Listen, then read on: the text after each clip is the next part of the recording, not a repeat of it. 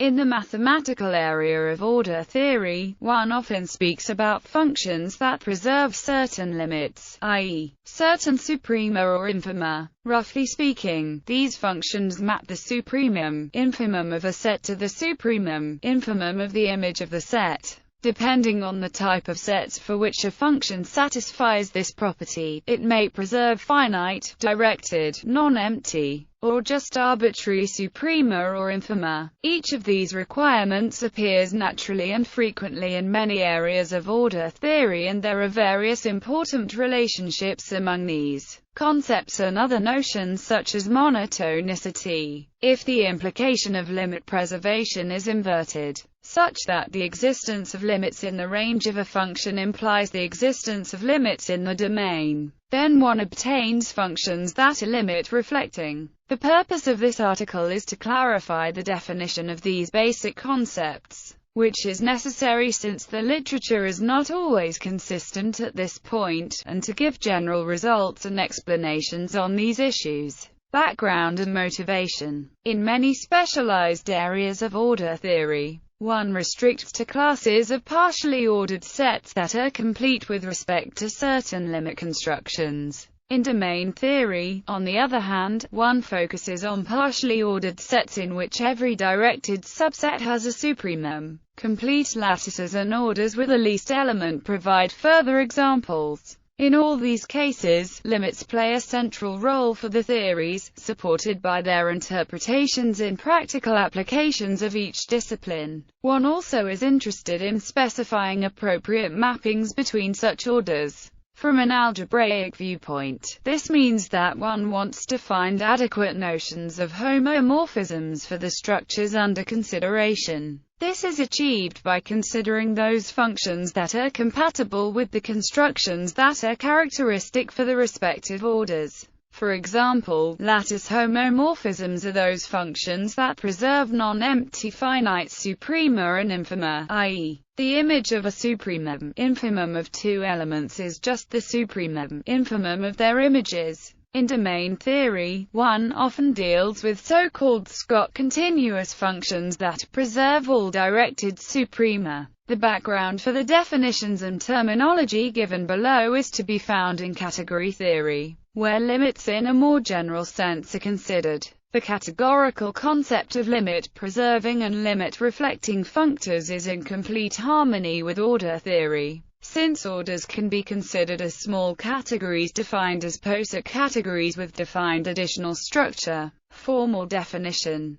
Consider two partially ordered sets P and Q, and a function f from P to Q. Furthermore, let S be a subset of P that has a least upper bound S. Then f preserves the supremum of S if the set f equals f x in S has a least upper bound in Q which is equal to f, i.e., f equals sup f. Note that this definition consists of two requirements. The supremum of the set f exists and it is equal to f. This corresponds to the above-mentioned parallel to category theory, but is not always required in the literature. In fact, in some cases one weakens the definition to require only existing suprema to be equal to f. However, Wikipedia works with the common notion given above and states the other condition explicitly if required. From the fundamental definition given above, one can derive a broad range of useful properties. A function f between poses P and Q is said to preserve finite, non-empty, directed, or arbitrary suprema if it preserves the suprema of all finite, non-empty, directed, or arbitrary sets, respectively.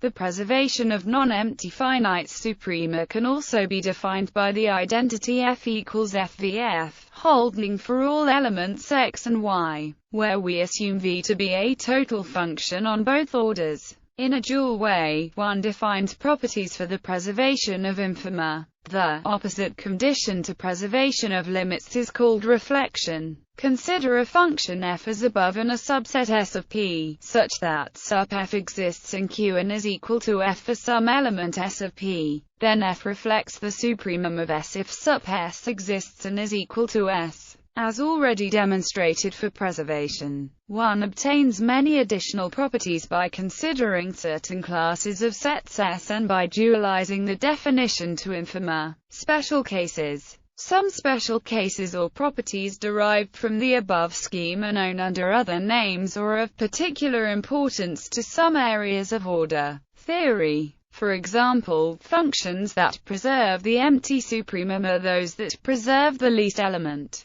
Furthermore, due to the motivation explained earlier, many limit-preserving functions appear as special homomorphisms for certain order structures. Some other prominent cases are given below. Preservation of all limits. An interesting situation occurs if a function preserves all suprema. More accurately, this is expressed by saying that a function preserves all existing suprema, and it may well be that the poses under consideration are not complete lattices. For example, Galois connections have this property. Conversely, by the order theoretical adjoint functive theorem, mappings that preserve all suprema infima can be guaranteed to be part of a unique Galois connection as long as some additional requirements are met. Distributivity. A lattice L is distributive if, for all x, y, and z in L, we find, but this just says that the meet function L to L preserves binary suprema. It is known in lattice theory that this condition is equivalent to its dual, i.e., the function v.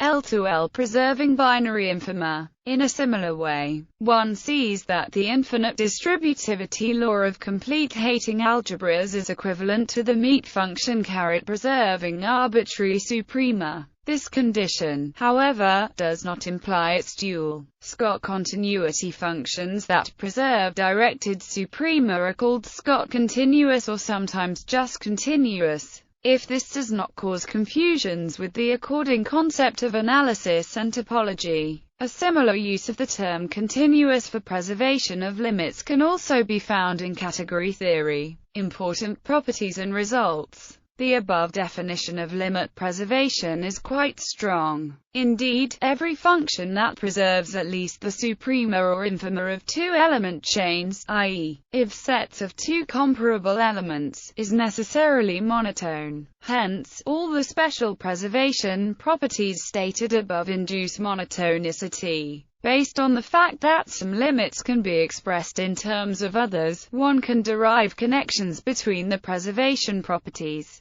For example, a function f preserves directed suprema if and only if it preserves the suprema of all ideals. Furthermore, a mapping f from a poset in which every non-empty finite supremum exists preserves arbitrary suprema if and only if it preserves both directed and finite suprema. However, it is not true that a function that preserves all suprema would also preserve all infima or vice versa.